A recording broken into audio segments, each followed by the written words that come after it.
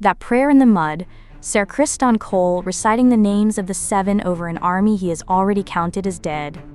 You can read it as the finest moment of his life, or as a man quietly arranging his own execution, and the episode buries the evidence for its answer, where a first watch never looks.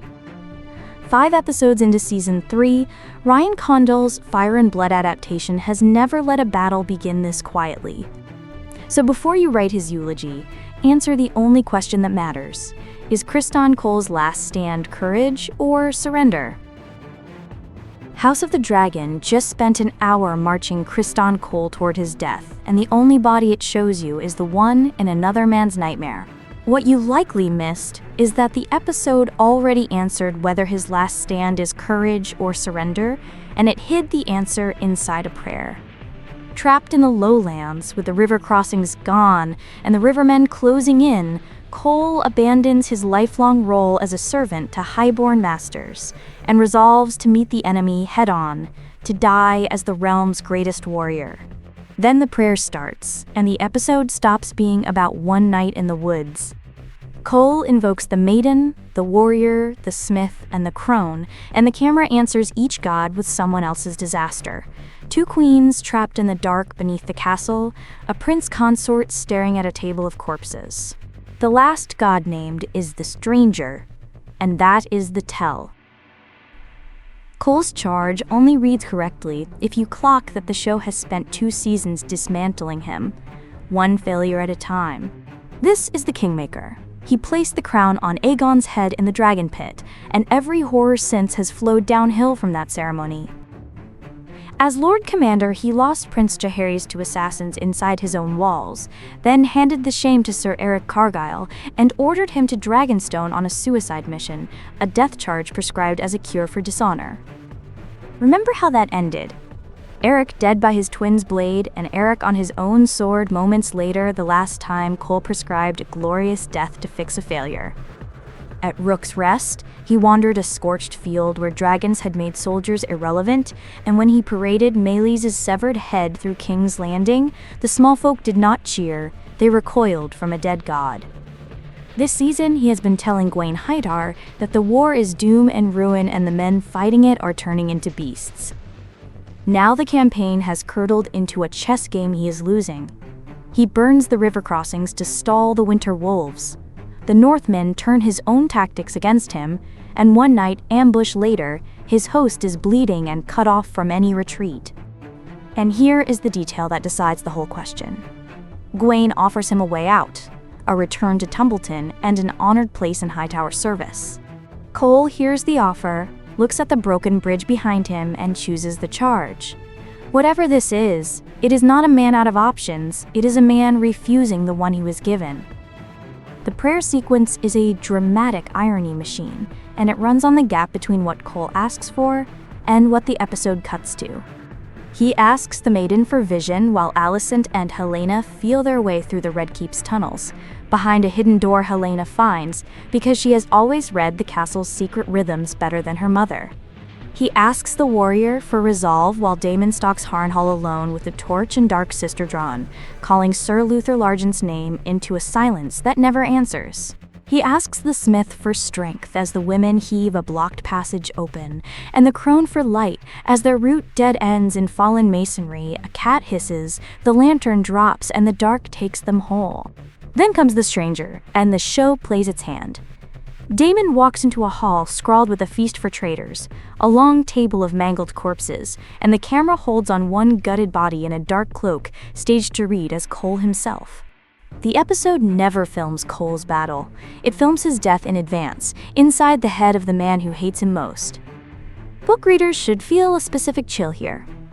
Fire and Blood is a history stitched from 3 contradictory chroniclers, Septon Eustace, Grand Maester Munkin, and the Fool Mushroom, and not one of them ever recorded what Criston Cole felt at his end, so this prayer is the show writing into a silence the Maesters left blank.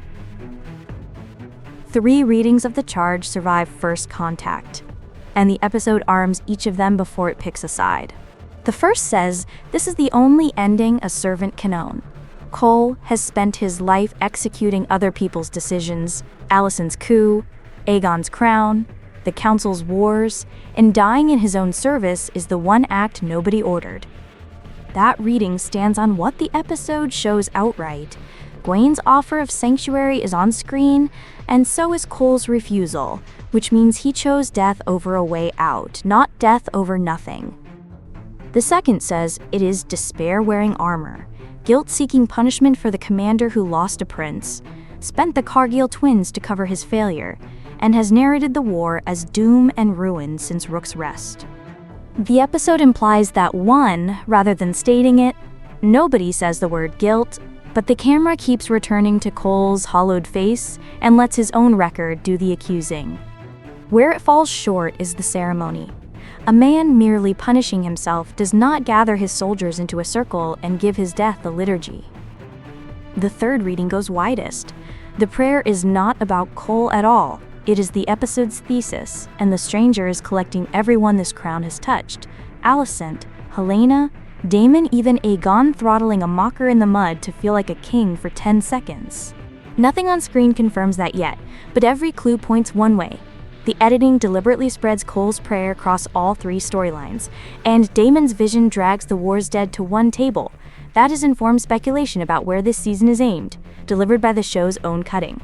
So the first reading is filmed, the second is the fuel underneath it, and the third is the frame both of them sit inside. Courage or surrender? For Criston Cole, the episode's answer is that they are the same motion, and it takes a prayer to see why. A man who owns his life can surrender it or spend it.